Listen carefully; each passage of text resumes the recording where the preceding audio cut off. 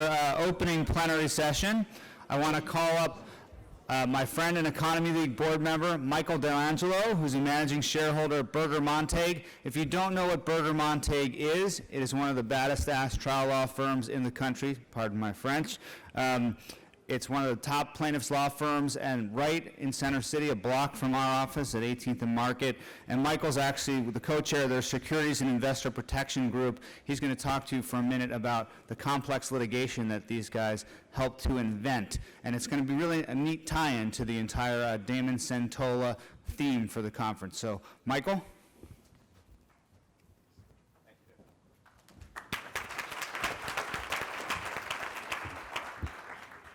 Hi, good morning. As Jeff said, I'm Michael Delangelo, and I'm a member of the board of the Economy League, and I'm thrilled to be here today and sharing GPLEX with you.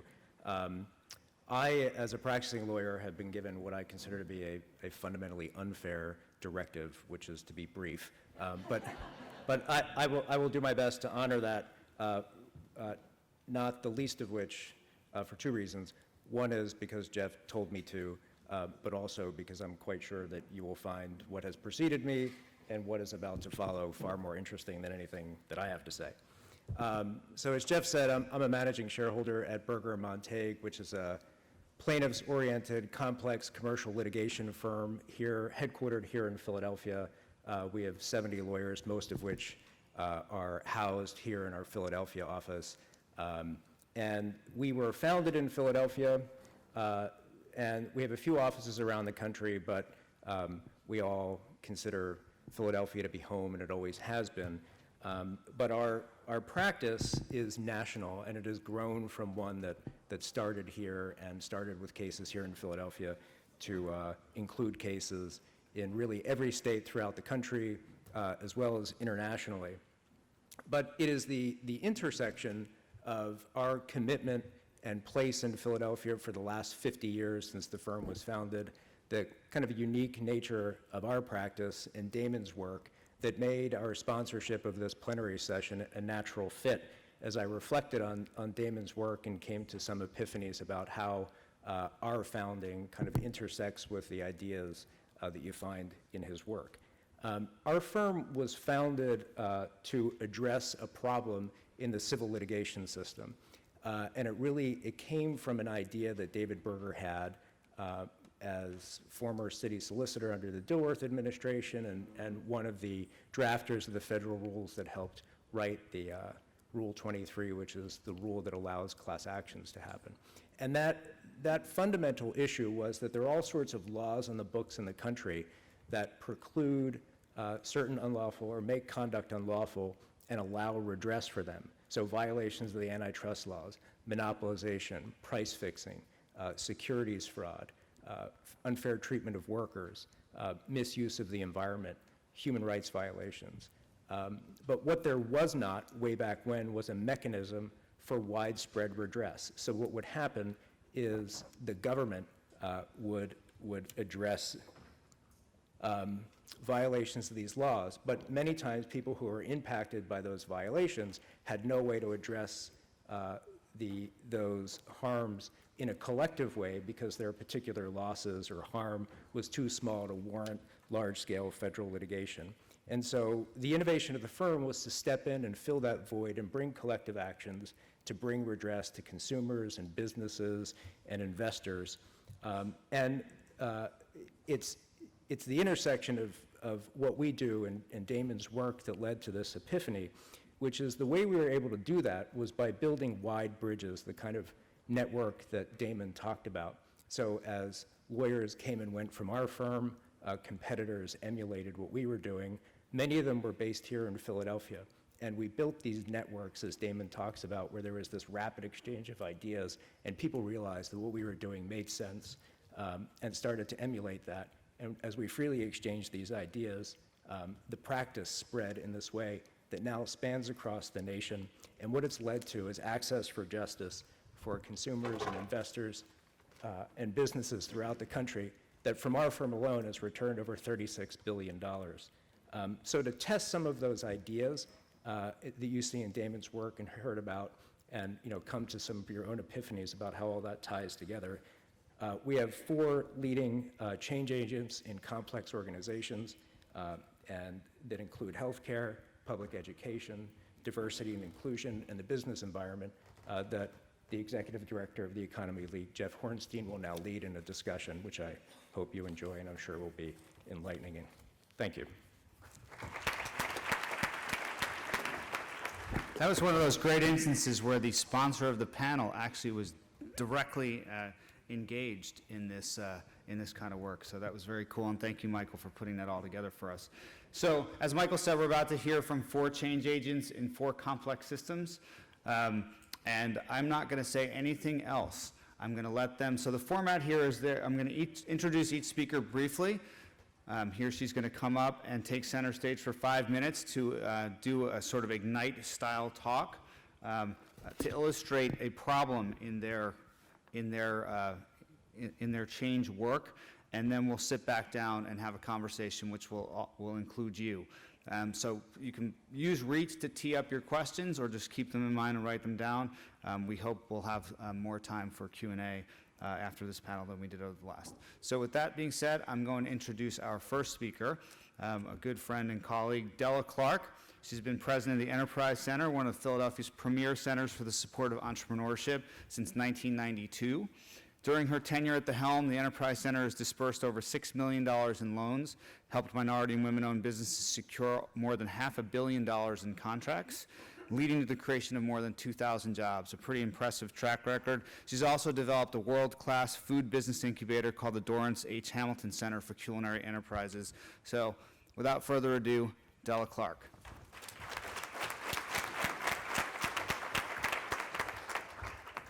I really wish I could take credit for breaking the Director of Commerce for the City of Philadelphia leg.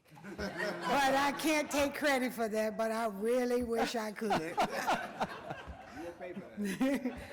So I'm really delighted to be here, and it is quite an honor because for 28 years I've had 3 words behind my name, the Enterprise Center. And it is an honor and a privilege to have led that organization. And as I think about the remarks that Damien made about complex environments, as I was sitting there and thinking about my own life, my complex environment started actually when I was born. Because I was born with 2 parents and 6 other brothers and sisters and 1 bathroom. And so that's where I learned how to negotiate. Okay? Because I was never someone who could hold it very long. Always had to go to the bathroom, so I learned how to negotiate. The second time that I recognized my leadership skills was that I was in elementary school and had a teacher by the name of Miss Katie Winters, and she was so boring. And every time we would go for lunch break in the cafeteria, she would go in the teacher's lounge. And so one day I convinced all of the students that when she came back from lunch, we would all have our heads down on our desks. And when she came back in, she saw all of our heads down and she said, "Who did this?" And everybody pointed to me. So I got in trouble for that. The last time I got in trouble in school was when I was in the 12th grade. And this is also when I learned that I had leadership skills because I was the first class in Texas who was instrumental in integration in our public school.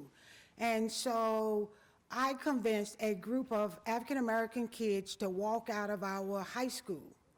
And I got kicked out of high school, which many of you may not know this, and I know a lot of people in this room, but it took a judge by the name of William Wayne Justice, who's now deceased, to get us back in high school. And that's when I learned that I had some leadership skills and could lead and motivate and direct others. I didn't follow that until after I walked into the Enterprise Center. And that's when I was confronted with another complex environment, which is what I want to talk to you a little bit in my time. Now, I tried to convince Economy League not to put me up here. First of all, I talk too much. Secondly, I'm a little edgy right now because I'm in a hurry. I've been at the Enterprise Center, will be 28 years in January, and the movement that I am trying to make is on minority entrepreneurship. And so I've concluded I want to be a billion-dollar coach. And I want my portfolio to represent minority enterprises who comprise $1 billion. And I'm inspired by two people that have shaped me. Oh man, I only got 2 minutes left. I'm just getting started. One is Dean Smith of North Carolina. When you think about while he was at North Carolina for 34 years, he shaped and molded talent. And you could hypothetically say that when he left North Carolina, he created a $3 billion portfolio. Bill Campbell, who spent a lot of years in Silicon Valley, which a book is written about him, and they call him a $1 billion coach. And I'm saying, why not in the city of Philadelphia become a $1 billion coach?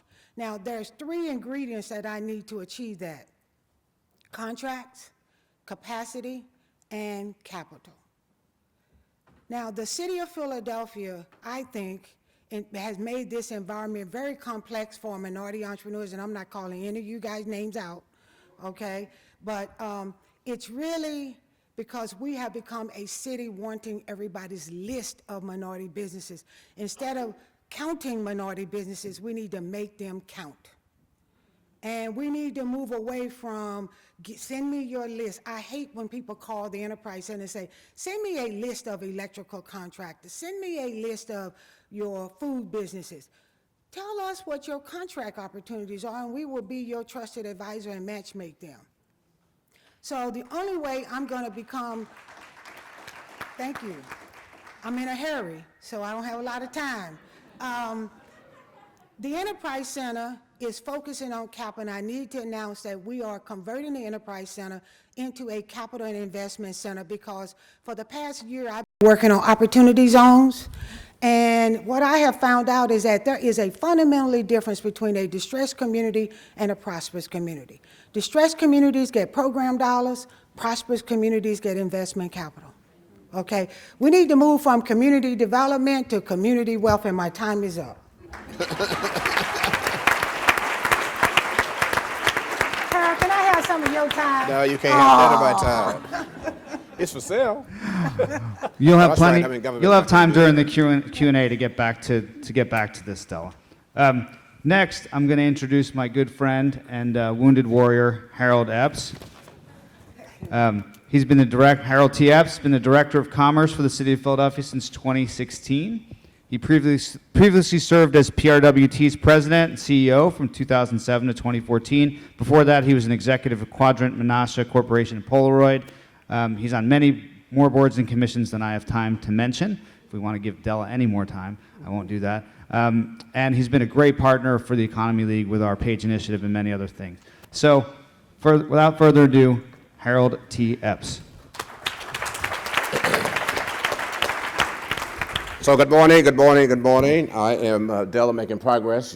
Last week I was on a scooter. Yesterday I was on a walker, so I'm now a one-man crutch. So, hey, you got to deal with the things that have been dealt with. I got dealt with this, so I am happy to be making progress. Didn't know it, Della, but I got put out of junior high school for the same scenario. You and I can talk about that over a drink. I, too, integrated the school system in Nashville, North Carolina in 1962, so we continue to learn. We have a lot more in common. But I'm going to try to honor my 5 minutes also. The situation that I want to describe to you is one filled with a little bit of humor. 2009, I got a call from Mayor Michael Nutter, asked me to serve as the chair of the city's tax task force. After I finished laughing, I said, man, I can't even spell Philadelphia. I just moved here, and I don't have time to do that. He says, you're just the guy that I'm looking for. And so, after deliberating, I said, well, the things you don't say no to, you don't say no to your mother-in-law, you don't say no to your preacher, you don't say no to your mayor. So I accepted the offer. I then find myself, make a long story short, 9 years later, after some debate with the incoming mayor, after I finished laughing again, he says he wants me to be his director of commerce. And so I was coming out of my 7 years as CEO of PRWT. I've never done a job longer than 7 years. I kind of get bored, and I agreed to do this. And so the long story short, I revisited all the recommendations we made to the tax task force. Many of them, due to the recession, had not been implemented, and said we need to form a regulatory legislative subcommittee. We did that. We formed 7 subcommittees to try to make some progress on simplifying how Philadelphia does business and make it more business friendly. They're advancing these slides faster than I can talk, but the bottom line is some of the recommendations we had made 9 years ago, we are now beginning to make some progress on. It is slow, it is bureaucratic, but I am happy to say that we are making some progress. Some of the things that have been focused on is, as you would know, painful is slow reduction in wage tax that continues. You can't measure it in any one check. You just got to look at it over a half decade, and you can say, yeah, it's a little bit lower than it used to be. So going in the right direction, never fast enough, and I know that. One of the things that we are most proud of is we are simplifying for small businesses how you deal with and treat your BERT requirements. Now, we just raised the exemption level from $35,000 to $100,000. If you have less than $100,000 of BERT obligation, you don't even have to file. Okay, so that's a step in the right direction. One of the other things is we know the city is way too complex and bureaucratic in how we do business. So we have now this continuous improvement task force that we're working on, the same one that we walked away from 9 years ago because we were getting nothing done. Some things are happening, and it's because we now have a pretty reasonable level of collaboration between the public and private partnerships. The speaker that talked about before is you need networks, you need champions, you need agents. I think we have some level of that. We could always have more, but when I look at all of our quantifications, I conclude, anybody who knows me knows that this is my headline statement. We are going in the right direction, but never fast enough. All the things we measure, population, job growth, are all, again, better than they were. For those of you from Philadelphia, let me remind you, this is the first decade in your life that Philadelphia has grown. First decade, unless you're over my age, first decade that Philadelphia has seen growth. The speaker before talks about confidence and change. Over the last half decade, we have gotten the belief that Philadelphia deserves what it's coming to it after 50 years of believing it doesn't. Think about this. 40 years ago, Philadelphia's marketing campaign was Philadelphia is not as bad as Philadelphians thinks it is. I ain't making that up. That's what the Philadelphians decided how it marketed itself. By the way, I spent 20 years in Boston. At the same time, Boston, just like New York, had maps. On it was their river, their city and state government offices, and the rest of the world was blank. That's the difference. And we're now trying to catch up. So in Q&A, we can talk more about it, but the bottom line is this. We've got more things going for us than against us. We just got to continue to build a network to advance Philadelphia, and I am absolutely convinced that in spite of the growth of the last 10 years, the next 10 years will be even brighter for Philadelphia. Thank you. Thank you, Harold. Next, I want to bring up Paul Tufano. He's the CEO of AmeriHealth Caritas family of companies, one of the nation's leading Medicaid managed care organizations. AmeriHealth serves 15 states and D.C., previously served as the Executive Vice President of the Independence Health Group, and before that, he was General Counsel for the Commonwealth of Pennsylvania during the Ridge administration. Paul. Good morning. Good morning. Good morning. I'm Paul Tufano, and I'm in the inclusion business. As the CEO of a Medicaid managed care organization, I'm in the business of making sure that our nation's most vulnerable citizens get access to the healthcare system. But I say that I'm in the inclusion business because what my company really does is it helps our members achieve what is meant by the first 3 words of our Constitution. And I think they're the most important words, so important that they hang pretty large on the outside of the Constitution Center 2 blocks from here. We the people. And it says, we the people. There's no asterisk with a footnote. We the people, except people who are poor, except people who are disabled, except minorities. It says simply and powerfully, we the people. Our session this morning is about change. My company has been focused on change on a number of levels for the last 5 years. Focused on changing the perceptions about the poor, changing the debate about Medicaid and its importance, changing what have been the typical pathways that the poor and disabled take so that they can achieve the American dream, and changing how my company works to make all of that happen. For over 250 years, our country has stood for equality and opportunity for everyone. But despite 54 powerfully impactful years of Medicaid, we're still a country that has millions of people wanting prosperity, wanting access to health care, wanting the ability to live independently, and wanting to be embraced and respected as part of our American family. As I speak, you're seeing pictures on the screen of men, women, and children from all walks of life, including the elderly, veterans, and the disabled. There are our neighbors, there are our friends, there are our family members. They are the faces of Medicaid. And for many of them, Medicaid has served as the engine for their American dream. Every day, my colleagues and I at the company try to change the perceptions of the poor and the disabled because many of those perceptions are misinformed and often pejorative. But here are the facts. The poor don't want to be poor. They want a hand up, not a handout. They simply want a chance. Parents don't choose to have a child with a disability, but they want that child to be able to participate in society as much as possible, and they worry about who will take care of their child when they're gone. By changing the perceptions of the people whom Medicaid helps, we can change the debate in Washington and in legislatures across the country about the future of Medicaid and whether it's expendable.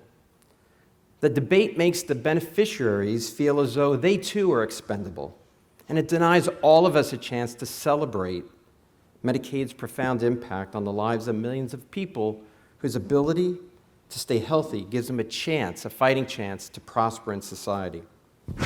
My company is seeking to change the debate about the value of Medicaid because pushing people to pick a side between either shrinking Medicaid's burden on taxpayers or expanding access to health care, it's a false choice. We can and must do both.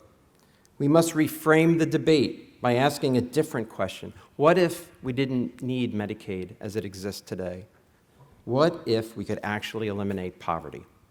Is that absurd? Not any more absurd than asking 50 years ago about sending a man to the moon and bringing him safely back to Earth. Eliminating poverty would be one of the greatest achievements in history. The how is the challenge, but the solution is here, possibly in this room. I believe so firmly in our ability to eliminate poverty that I've changed the way our company works. People living in poverty can sometimes be trapped. Many don't have the basic resources the rest of us take for granted, the social determinants of health, such as jobs, education, transportation, good nutrition, support networks, and more, to lift themselves up and on their own. They need help with compassion and without judgment. My company is taking a hands-on, bottoms-up approach to changing our members' lives by looking at the range of factors that determine whether they thrive or flounder. What we call our next generation model of care is going to look beyond clinical care and look at the obstacles that trap them in poverty and keep them from achieving the American dream. Poverty and poor health rise and fall together, and we need to know that. We're changing the debate from one about how the healthcare delivery system has been funded for the last 50 years to one about creating a system where we're changing people's lives for the better. Changing the debate, as I've just described, changing the perceptions of Medicaid and the misinformed perceptions about the poor and the disabled is an exceptional challenge in an environment where the word entitlement has come to describe government assistance programs instead of words like empowerment or compassion. At times it seems that we forget about our wonderful American tradition of fighting for equality and opportunity for all. We forget about taking care of each other, especially in times of hardship, which defines who we are as Americans. And we forget that the best part about achieving the American dream for yourself is helping others achieve that dream as well. I can't forget and will continue to work to change the conversation so we can address the real needs of our most vulnerable citizens. We have the skills, we only need the willpower to help them find a pathway to prosperity and independence. Again, I'm Paul Tufano, and I'm proud to say that I'm in the inclusion business. Thanks for listening. Thank you, Paul. And last but certainly not least, Dr. William Hite has served as a superintendent of the School District of Philadelphia since 2012. He served in every role in the education system: teacher, principal, central office administrator, and superintendent. He was previously superintendent of Prince George's County Public Schools in Maryland, assistant superintendent in Georgia's Cobb County School District, and administrator in Henrico County, Virginia. Dr. Hite. Thank you. Thank you and good morning. And because I've served in all of those places, I feel like I have the right to also describe school districts and describe school districts as these monolithic, bureaucratic, top-down organizations, which are no different here in Philadelphia. And when you have those types of organizations, the central administration tends to blame schools for things that they don't implement well, while then schools point back and say, you told us to do that. And the product of that is an accountability system that is not diffuse. It is about blame and shame and punishment. And what we're trying to do here in Philadelphia, what we've tried to do since 2012, is to change that conversation. The crisis when I arrived in 2012 was communicated back to us, and that crisis was around our finances, our schools' performance, and it was communicated back to us nationally, locally, back to us as citizens, as parents, as students, as staff members. So what we wanted to do was then change what we use in order to talk about that so that the accountability wasn't blame and shame. So we had to create a framework, and we created an accountability framework in the school district. It's called the School Progress Report. And that is just an index around 4 categories that then group schools on a scale of 1 to 100. And then those schools then fall into those 4 domains. In those 4 domains, then it communicates to us, not the school, not the central office. It communicates to us what we need to do in order to address those schools that are in the lowest category. And so once we did that performance framework, we then had to create a process, and that process is what we call the system of grade schools. It was a mechanism to use the information we were getting from that framework in order to make decisions about schools.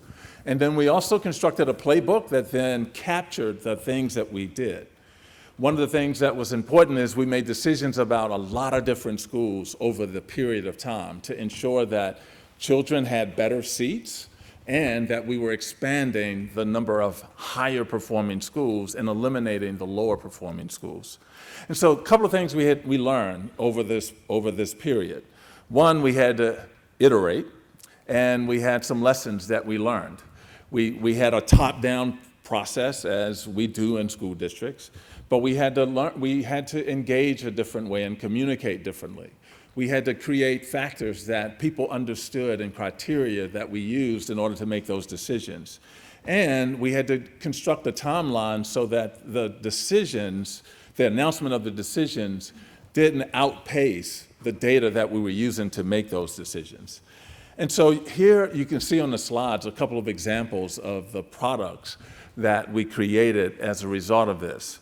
One was moving from a multi-factored approach to using criteria that was confusing for a lot of people to a specific set of criteria that all people understood: communities, schools, educators, stakeholders.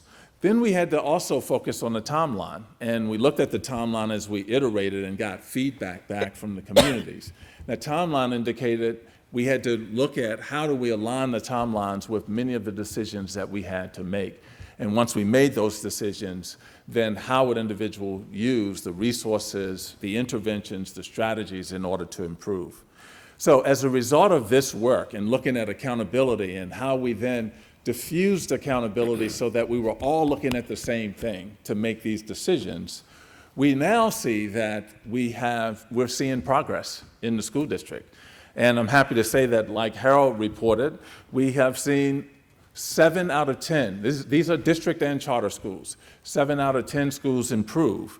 We have doubled the number of the schools in the 2 highest tiers and cut in half the number of schools in the lowest tier. And so one of the things that we felt was important was creating a structure that allowed us to talk about this in a consistent manner so that whether you're a district school or a charter school, whether you're at central office or in a classroom, we were all using the same criteria. And with that, we hope to see this process continue. So the byproduct of all of this is that we have schools that are better performing. We now our investment grade credit, the School District of Philadelphia, first time since 1977. We now have We now have art and instrumental music in all K-8 schools, and now nurses and counselors have returned to schools. But more importantly, more children are graduating, more children are reading on grade level, and it's all because we constructed a way to begin to diffuse accountability in a way that people understood and accepted and could explain. All right, this worked better than I even hoped it would. Thank you all. So what I'm going to do now is just pose a couple questions, start the conversation, and then we will have plenty of time for folks to interact. Again, if you want, if you don't feel like standing up and asking a question, you are welcome to use the Reach platform, which you got a prompt for a little while ago, to shoot questions. And we have such cool technology that they come straight to me on this iPad. I'm not actually watching like TV shows on here or something. All right. So you all, each one of you foregrounded some structural changes that, that really made me think about the relationship to Damon's work.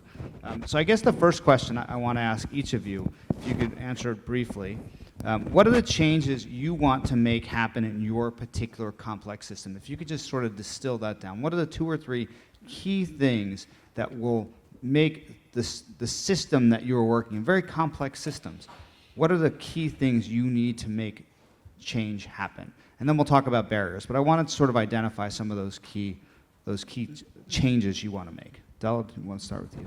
Yep. The key change that we would like to make is that we focus too much on what percentage of business we are dedicating to minority businesses. So we need to stop focusing on a slice of the pie and talk about the ingredients of the pie and how we disseminate the recipe. And the biggest ingredient, or the most important ingredient, is capital. Because you can't build capacity without capital, and you can't do customer acquisition and new contract without capital. So we need to focus on capital. Great, and we'll come back to that in a minute. So for Della, the key change is access to capital. Paul, what do we say is the key change you need to make, and why do you want to make it? So at our company, we're literally transforming ourselves from what most would call us a payer or an insurance company to, we're going to manage the social determinants of health for all of our members. That means that we're going to really go from maybe being an insurance company to a social worker on steroids, because our goals are going to go from measuring whether our members get access to the healthcare system and have healthy outcomes to having a successful life outcome. And so we're going to be hiring educational experts, transportation experts to work alongside our doctors and nurses who, today as we manage care and build clinical networks, we're going to build an infrastructure of people and talent as well as a digital infrastructure that's literally going to help us go from measuring people's health outcomes to their life outcomes. And it's going to be a very revolutionary approach for an insurance company to make that change. Okay, so managing the social determinants of health and building some infrastructure to do that. Great. Dr. Hite. Behaviors, and not of the students. Of the adults? And behaviors, and I talked about it a minute ago. I mean, one behavior is just making decisions based on data that we all have access to. How we think about young people. What do we do in order to support schools? And how do we develop individuals? And so I would say as a more broad-based set of actions, behaviors. Okay. And Harold. So working in a very complex, multifaceted system, I'm the commerce director.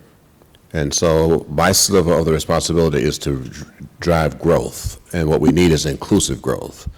And so there are a whole lot of tenets from that, but fundamentally it's about inclusive growth. All right, now let's start. I'm going to start with Dr. Hite, because I think the way you framed your talk leads me to believe you have a lot of thoughts about this. So behavior, structures of accountability, those are the key things you're trying to change and are making change. What are the barriers to making those changes in your system? Yeah, I mean, How long do I have for this? Ask So- Maria, I don't Yeah, keep yeah. track of time. So, I mean, I think quite a few. I mean, one is just kind of the institutional practices of individuals, the bureaucracy that I talked about earlier, where individuals confuse authority with real power, and how individuals think about our young people and what they are capable of achieving. And so their resources, in some cases, are barriers. The systems and the processes that we need as an organization in order to make decisions around some of the data that I talked about, those are all things that, if they're absent or ill-conceived or not implemented in the right way, those all become behaviors. Politics, in some cases, become a barrier. And so there are multiple barriers as we think about asking individuals to change behaviors. Now, do you mean small p politics or big p politics, or Yes. both? And, well, so the way we structured this, we have two public sector leaders. We have two essentially private sector leaders. Della's more of a sort of working in the nonprofit space, and Paul in the corporate space. So I think it would be interesting. You use the word bureaucracy. I know, Harold, that's a word that comes up once in a while in your lexicon as well. Can you talk a little bit about sort of, you talk a lot about we need to keep doing what we're doing, but we're doing it faster. And where does bureaucracy come into play in your world? And what are the sorts of barriers that you see to getting things done faster? So those of you who know me, I like to have fun while I do my work, so I'm a little levity-oriented. So what I say is I am a private businessman masquerading in government clothes. I'm not going to do this forever. And so I talk with Dr. Hite often. I happen to be looking at Dr. Jones. I sit on his board, because we all are multi-layered, complex systems that sit at the center of helping to determine what the future of the city will be. And it starts, Dr. Hite used the words, attitude and behavior. Do you think you can do it? Do you want to do it? And are you willing to make the sacrifices, the changes, the behavior to do it? I think if we're honest with ourselves, the history of Philadelphia's DNA would be slow on the draw. No matter how you measure it, we would not qualify to be in the first quartile of change, transformation, speed of change, none of that. We are not yet there. Do we want to be? Are we going in the right direction? Yes, but we got to go a lot faster. And the gentleman who spoke earlier, we got to get a lot more agents of change across the enterprise, in the systems and outside the systems, who believe we can do this, but we want to do it. One of the jokes in government is, can you be outweighed by the bees? He's got them. The bees are, we be here when you got here, we be here when you gone. And they can't win. And we know the institutions where they said, we got to win the game to make the bees want to get on board to change. All right. Della, let me pivot to you for a second. So, we're talking about structural barriers to change. You've had this great line that I've heard, and certainly influenced the way I think, that I've heard you say many times: access to capital, coaching, and contracts. And you've really, I think, privileged access to capital in your current thinking about the system you're trying to change. What do you see as the barriers to making that change? And how are you trying to overcome them? Is there anything we can learn from Damon's work, for example, about how to overcome those barriers? Well, I don't look at them necessarily as barriers. I look at it as a lack of information and knowledge. Until we tackle small business development in the city of Philadelphia, particularly around minorities, we're going to have a problem with poverty, because the future of work is going to come from development of technology and innovation, and we need to get minorities in that, because minorities hire minorities. And when you look at the city of Philadelphia, we need to increase the number of CEO minorities so they can hire people that look like them, and you will see change in this city.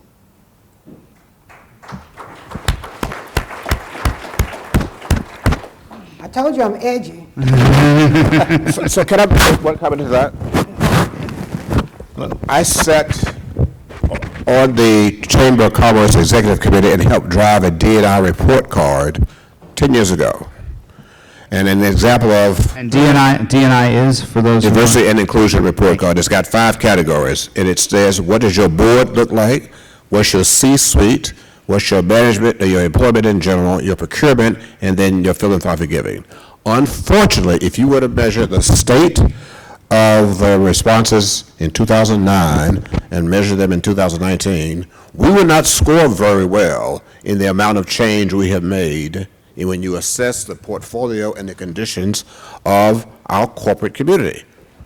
You could start by looking around this room. Does this room adequately represent the diversity that our demographics call for in the city of Philadelphia? The answer would be, not so much. And you could go in almost any room that represents the high echelons of Philadelphia, and you're not going to see what the demographics. If we don't change that, we will continue to fall behind, because first and second and third graders look very much different than this room. And we've got to embrace that at every level of our institutions if we want to be deemed a world-class city. All right, let me just riff on that for a second. Thank you, Harold. One of the questions that came through in the iPad, which reminded me of my own experiences, right? Philadelphia is known as a kind of a city that's averse to change. I used to joke around and say you don't get to become a true Philadelphian unless you've lived here for 3 generations and hate the place. But as Damon pointed out, like these thick, deep networks and social ties can go both ways. They can be agents of change, and they can also be real agents of inhibition. And I would love some thoughts, and I'll start with Paul, since we haven't given you the chance to sort of weigh in on this question. But I want you to think about, in your organizations and in the ways your organizations deal with the external worlds that you need to deal with, do you see these thick ties that we operate in Philadelphia? We call this the world's largest village, or some of us do. Do you see them as inhibitors of change or agents of change? And how do you sort of flip the switch on this? I know it's a tough question, so I'll start with you, Paul. In our company, we work not just in Philadelphia, but all across the country, and so we see different approaches. But I would say, Philadelphia is a place that you have to network to basically to drive change, and you need to. But I would say it's no different than life in terms of what we learned from our keynote speaker about trying to get people to maybe emulate your idea and to give it that legitimacy and credibility, and that takes work. And I don't know if it's so much that Philadelphia is hard to do that in, as opposed to our people willing to take the time to tell their story, to try to get other people to be excited. And I don't know, I think that's just what it takes to affect change, and I don't know if Philadelphia is any different than any other city in that respect. And Dr. Hite, you have contacts from other places, and Harold, you do as well. Is Philadelphia, is something unusual about Philadelphia in at least our perception of its sort of stickiness? Well, I haven't been here 3 decades. Me neither. So I'm not sure I'm the one to actually make that judgment. However, I do think that. But compared to PG County, or compared to. Compared to some of the other places, yes, there are things and behaviors that individuals participate in here, but it's no different than other places. And part of the thing that we always take for granted is that we declare that change will happen, and think that it's that declaration that then begins to move everything, when actually what we're finding is some people just don't know how to operate in that new system. And so a large amount of energy and structure needs to also be given to preparing individuals to manage the types of things we're asking them to change. And that's a part of the development. And it's not just declaring change or declaring the behaviors or declaring the cultures, but it really is helping individuals understand the rationale behind it and managing the change in the organization that needs to happen that then will allow those things to take place. I have a little bit of data and a perspective. So I'm a Southern North Carolina by birth. I spent 20 years in New England. I spent 10 years in the Midwest, both Wisconsin and Indiana, and I've been here 12. So a piece of data, within the last 10 years it was true, it may not be true now, but Philadelphia has one of the, if not the highest retention of its birth citizens of any place in the country, okay? So if I were to poll how many of you have born here, died, lived here, and will probably die here, there'll be a lot of hands that will go up. That's good and bad. And so the DNA that I have experienced in relation to the birth, if you're from the South, you look north and you say, we got to be like them. The most arrogant place I've ever lived was Boston, Massachusetts. Okay? I didn't know how arrogant the place was until I left. They think highly of themselves. The Midwest, they just operate at a whole different pace. Philadelphia is somewhere in between, but it is rooted, compared to the places I've lived, in less desire to change. And in a world that's changing faster, that means we're falling behind. And so I was in Harrisburg advocating for minimum wage one day. One example. Remember now, we're still in Pennsylvania. One of my hot buttons is, we talk about poverty. Well, we got 200,000 people in this city who work every day, but still in poverty. One of the reasons, because we, in the Mid-Atlantic, we have the lowest minimum wage of any state we touch, including West Virginia. Last time I checked, we don't aspire to be like West Virginia. But The next marketing slogan after Philadelphia's not as bad as Philadelphians think it is. But that's where we pegged our minimum wage.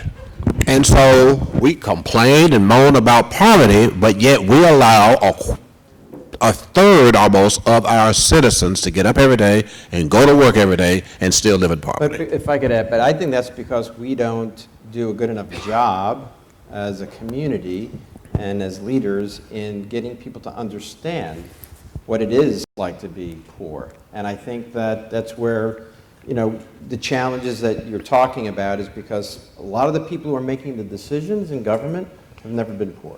Well, that is true.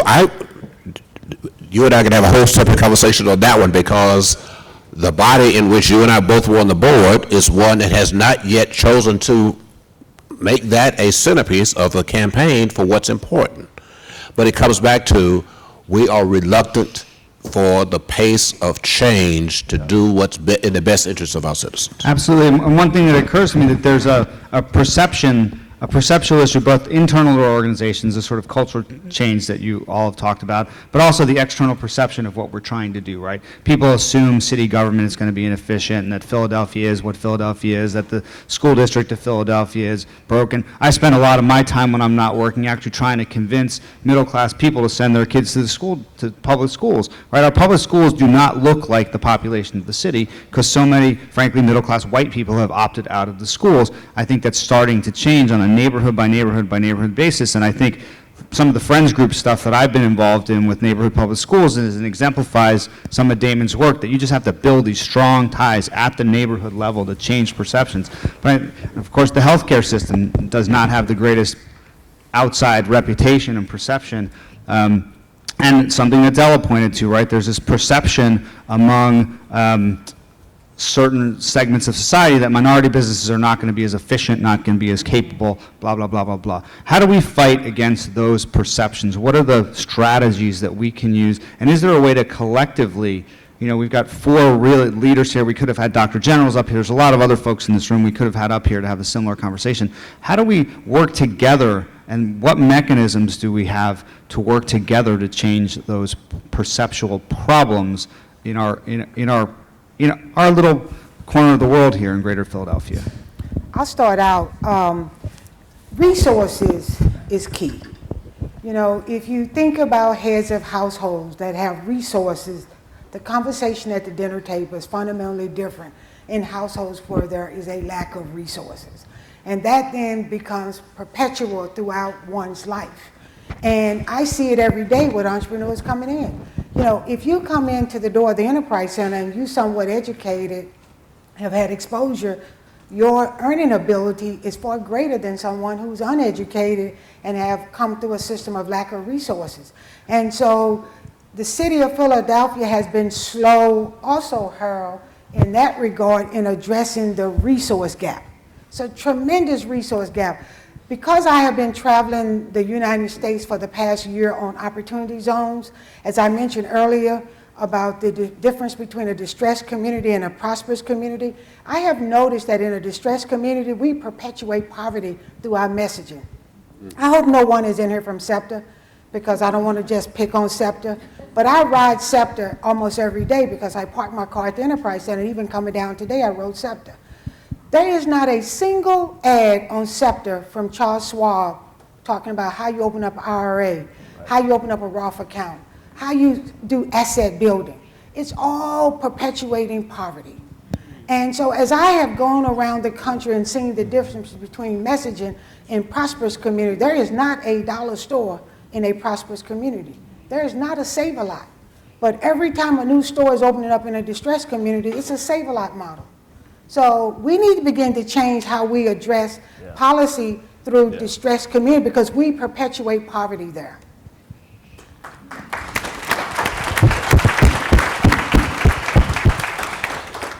We are growing in spite of ourselves, but again, two things. If you go back 30 years, using you as one example, the school district was, what, in the state's, 20 years in the state's hands. You go back 30 years, the city was one step from bankruptcy. So again, if you want to talk about progress, we are no longer in that state, but Della's point is if you compare us to others, we got a long way to go. Remember, 1970 and 2010, 400,000 Philadelphians chose to leave the city. And what it left, basically, was it left it to poor, impoverished, mostly black and brown skinned folk. What I like to say is over the last 10 years, a lot of suburbanites have decided they want to reclaim the city, and so now we got a lot of factionalisms going on. But at the end of the day, we've got a lot of opportunity. And I think rooms like this where honest conversations can be had are one of the foundations for us to make the systemic change that we'll need to make. But what I have challenges with is being patient, but I'm also a realist. We've come a long way in the last 30 years. Thank you. Dr. Hite, Paul, you want to weigh in on this before we open the floor to questions? Yeah, so I was reminded of something, Della, as you were talking about that, about the SEPTA experience. And I think, although I'm not I'm not the corporation, a business corporation, where we are a public sector organization, but we have found that when we provide access to everyone, that then we see the outcomes increase as it relates to our young people. And I use a couple of examples. We used to only test for gifted and talented in schools that were in Center City. And then we started testing everybody using a nonverbal cognitive assessment. And what did we find? That the child who scored in the Mensa range was new to the country and lived in North Philadelphia, right? And so when we can create that access and opportunity, and so we cannot allow, as the School District of Philadelphia, just for the children in certain communities to have access to instrumental music. Well, and that's a perfect example of like breaking through that prior knowledge that Damon talked about, right? Everyone assumed the gifted kids have to be in the Center City neighborhoods where there's affluence. So it's a really good to break out of that. Yeah. Awesome example. So one recent test done inside the city government in middle jobs, they were doing only a written test, and they were not getting the kind of outcomes that they wanted. Somebody asked the question was, is the written test the only way to administer the knowledge? Somebody concluded, no, we can also do a verbal test. The verbal test resulted in a whole set of different outcomes, and the very people who have been left out and locked out found out they knew more than the people who were passing the test, and therefore, many, many, many more people of color, women, were now eligible to take these jobs, and it's beginning to change the system. So I would challenge all of you who can hear from these two examples to open up the pool of possibilities by asking the question, are we locking people out by the assumptions that we're making? Absolutely. Paul, do you want to address this perception question? I think that, for example, I just left this morning. Our company right now has a forum going on for diverse and small businesses so that they could learn how to prosper and, among other things, do business with our company. And sometimes we've had vendors who, I can't, get a contract with your company until I have the kind of size you're looking for, but I'll not get there if somebody doesn't give us a chance. And so we've decided to work with those companies and to mentor them so that they can ultimately get our business, knowing that this is the only way we're going to start to change the tide. So I guess that I would say, to your point about the ads that you're not seeing on SEPTA or companies not hiring small and diverse businesses, that we just have to, it's just bit by bit we have to change those perceptions by taking action. And I think it's, who we hire as vendors, and also helping them, because some of our, I would say, we've had companies that started as one individual, and now they employ like 20 or 30 people because what we did to help them build their own business and give them that mentorship. And I think without taking that type of approach, we're not going to turn the tide and change some of these unfair perceptions that are out there. Great. Well, this has been a really good base-setting conversation, and I like the way they interact with each other, so give them a little bit of love for that. And now what we're going to do is take questions from y'all. We have at least 15, maybe 20 minutes, if I can push Maria a little bit hard. Where are the mics? Microphone holders. So why don't we start in the middle with my friend Marty, and then we'll move. Marty Tusman, Jenkintown Building Services, and proudly moved to Philadelphia recently. Very much struggling with workforce support. And as a Philadelphia public school kid a long time ago, right, home economics was, excuse me for saying, where girls went to learn how to bake cupcakes. And trade school and trade programs and practical education were virtually non-existent in the public school system. And trade schools weren't very respected and functional at the time. How does the school system, the Philadelphia school system, see education K through 12 in terms of practical life skill development, workforce, career development, and how is that being revisioned if it is? Yeah, thanks for the question. And I was one of the individuals in high school who was assigned to the trade part of this. And so one of the things that we're looking at is what's the profile of a graduate?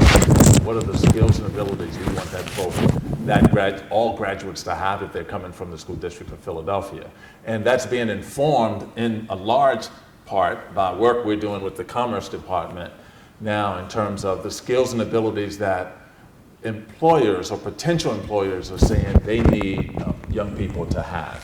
So we've expanded opportunities for children in career and technical education courses. As a matter of fact, last year we had over 6,700 industry-based certifications that these young people were earning as a part of that experience. And we've expanded that from just the traditional trade schools or career and technical education schools. Now we have those programs in most of our high schools. And so thinking about that, and we are continuing to coordinate that work. But I would also add to your point, it's beyond thinking K-12. It's now really more important to think K-16, K-18, understanding that whatever our young people want to pursue, it's likely going to require some sort of post-secondary experience, whether that's in a trade or in a college or university. And what we're trying to do is set up those opportunities so that every single young person in our district will have that experience. 40% of the jobs that exist in Philadelphia today our workforce development unit tells us are likely to be impacted by varying levels of artificial intelligence tomorrow. All right, displacing, replacing, or changing the requirements for that job. So that's one perspective. The other is that Philadelphia has a 37% 2- and 4-year degree attainment rate. The Commonwealth is 43%, the national average is 45%. I was in Denver 2 years ago, and theirs is 65%, and they were mad because it's not 75%. So we keep a chart in Commerce that correlates 2- and 4-year degree attainment rate compared to poverty. You would not be surprised that those cities with the lowest 2- and 4-year degree attainment rate, Detroit, Philadelphia, Cleveland, Milwaukee, have the highest levels of poverty. And so Dr. Hite, Dr. Jellos, and others, we are, the Office of Workforce Development, the Commerce Department, we clearly understand that we, in spite of all the retention of our Ivy League college graduates, if we do not better educate the birth and the native citizens of Philadelphia, this city will never, ever be world-class. You cannot have 2/3 of your population without the credentials to go to work. You're not going to work except for the lowest level jobs to AmeriHealth, Caritas, Comcast, anybody else if you don't have some credential beyond high school. And here I'm going to give a plug to an Economy League initiative that we're working on with Shirley Moy at Temple University, the Lenfest North Philly Workforce Initiative, which is precisely targeting the adult populations that have been disenfranchised, systematically excluded from, dropped out of the labor market, and really segmenting that population, figuring out how to get folks back into the workforce, onto meaningful career paths. And it's amazing and important and interesting work. And you know, Lenfest and Temple really need to be commended for the work they're doing on that. Other questions? Hi, my name is Kay Yu, and I'm an attorney, arbitrator, and mediator at Ahmad Zafri's, a small but fierce minority-owned law firm. And my question has to do with minority and women-owned business certification. In order to compete, we have the privilege of incurring added costs, burdens, to go through a really rigorous certification process. To be competitive for work with in a variety of contexts, including with governmental entities. So how do we justify that? And more importantly, how do we fix that? So prior to this job, I was CEO of the largest minority-owned company in the region. Here's what the struggle is. We talk about institutional challenge. Unfortunately, the system, based upon its legacies, does not provide fair and equitable access to opportunity unless there's a way for it to be counted.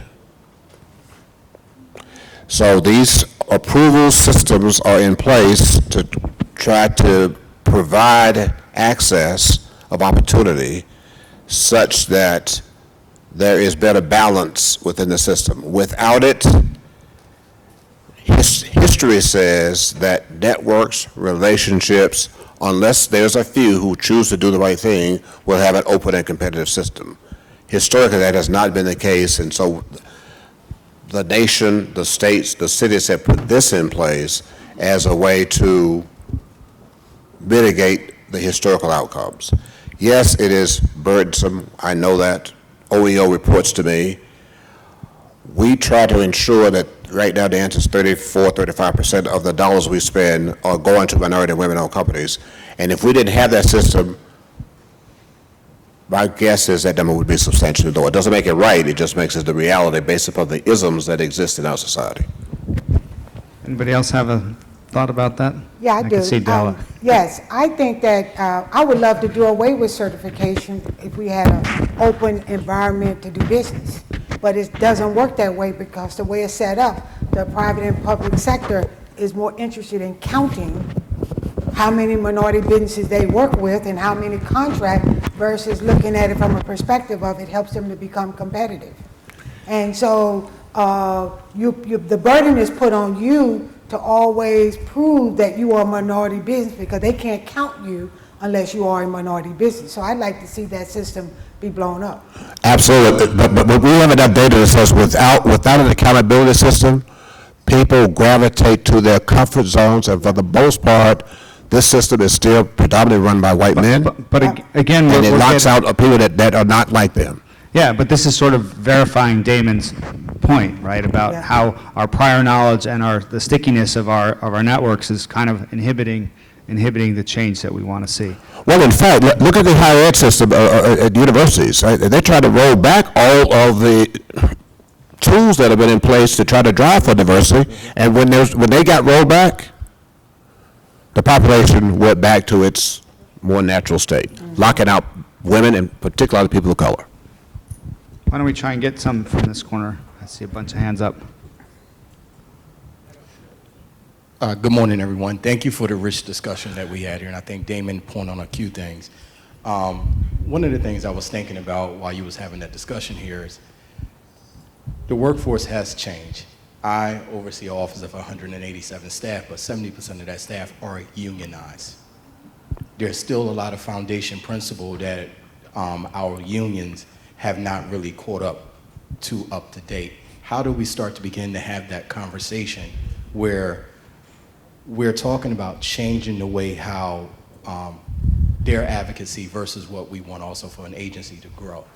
And again, I appreciate the rich discussion here about how do we start to include them into the conversation, because technology, just the way how we have our workforce right now, is completely different, and having that dialogue with someone who's been, like I said, bureaucratic, been in the bargain. And I'm all about people's right, but we also need to have that dialogue with them and how we invite others to the table. I think, Dr. Hite, you might be able to answer that question in an interesting way. And I don't mean to put you on the spot, but I know that there have been, obviously it's a heavily unionized world that you live in, but there have been some substantial changes, at least from my knowledge, about the relationship between labor and management in the school district over your tenure. Some significant, still got a long ways to go on this issue. And to the point, this is where traditional and institutional systems sometimes present themselves as barriers. There were things that we were able to do around having a appointed commission that allowed us to free up some opportunities to work outside of some of the things that were not even in the labor agreements, and some are in state statute, right? So some are in state statute that says that if, in fact, you have a reduction in force and you call those individuals back, they must come back in seniority order. Well, that presents a problem if, in fact, then the most senior don't have the skills needed to go to the schools that they would be called back to first. And so it was an opportunity to use some of the scenarios like that to really change as a part of what we tried to negotiate. The other thing is really problem solving around the issue and not the thing in the contract. And we were problem solving around the issue we were trying to solve. And if that issue we were trying to solve was one that was something that we're coming up on, and we call it leveling in the district, that happens after the school year starts, and it's really a way to move resources to where children are. And if, in fact, you are expecting 30 children to show up in the 5th grade class, but only 10 show up, but then we have another school where 50 have shown up, and you need that teacher at the other school, but the seniority factors then don't move that teacher, it moves the kindergarten teacher, and then that teacher has to move down to kindergarten, then how do we solve that issue? And thinking about that issue is different than thinking about that line in the negotiated agreement that says we shall use seniority as the basis for making those decisions. And so really making it issue-based versus the line in the contract that we are trying to address. But the thing is, you have to continue to communicate. And it has to be communication that is ongoing and regular and issue-driven. I think we have time for one more question from the floor. Good morning. Is it on? Hello, check Yep, 1, 2, 1, you're 2. on. Okay, great. Good morning. Thank you to all the panelists. I do have a question, and it's how can we elevate Black wealth mindsets and behaviors from counties like PG, Prince George's County in Maryland, and really adopt those mindsets and behaviors here in Philadelphia? Because a lot of times we focus on, the poverty, of course. It's a majority city of people of color, but there are counties and states across the country that I believe we can look to help us change our policies and our practices that have, Black wealth that has been around for centuries. And so how do we really incorporate that into what we're doing? The next thing I'll say is that there's a teacher within this school district, Kwame Trice, who is an elementary school teacher in North Philly, and he's actually introducing an entrepreneurship curriculum to those North Philadelphia students. So my question is, how do we engage young people in our conversations around systems? Because quite frankly, they don't want to participate in this system. And so how can we involve them within our process to build the future? Because they already know that these jobs are going to be eliminated by 40%, which is why they're driven towards artificial intelligence and addressing things, such as automation, because they know that the system will not work for them. They're forward thinking. And so I know it's a long-winded way of saying, how do we incorporate Black wealth mindsets, but also how do we engage our youth and our young people in addressing these complex systems, because they will be the users and consumers of the systems we're building today. Who wants to take that one?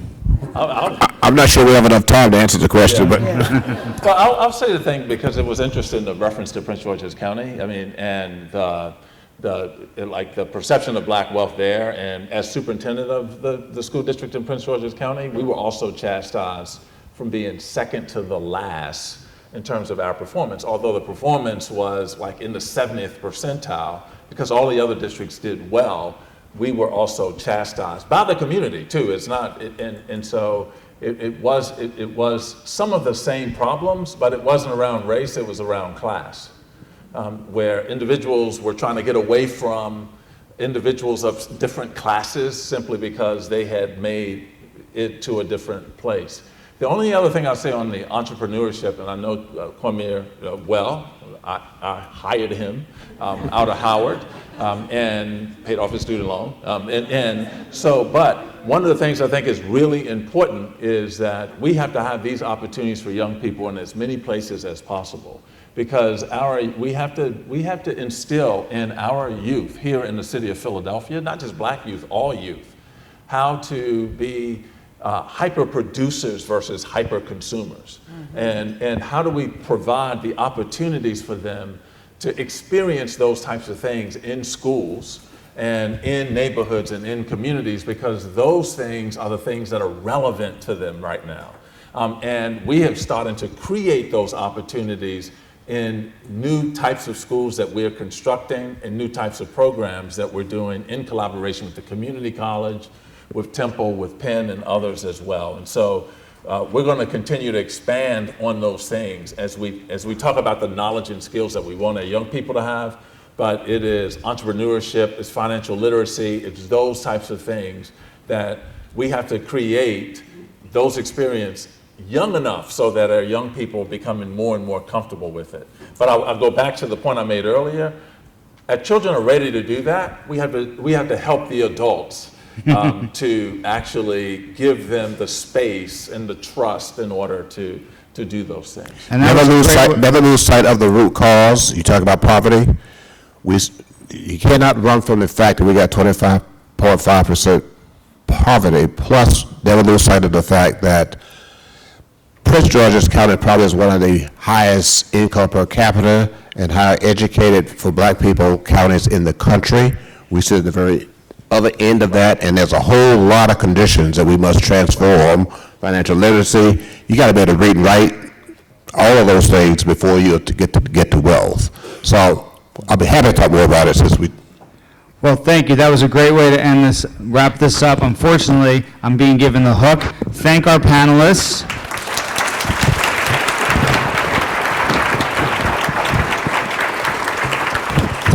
Through our social platforms, there'll be plenty of other opportunities to engage, and I'm sure they would be interested in talking during the break. We need to take a short break now, 10 minutes. Lunch is going to be served back in this room at 12 sharp, but we need to sort of move out of our table so the staff can clear things up and then come back in here for lunch.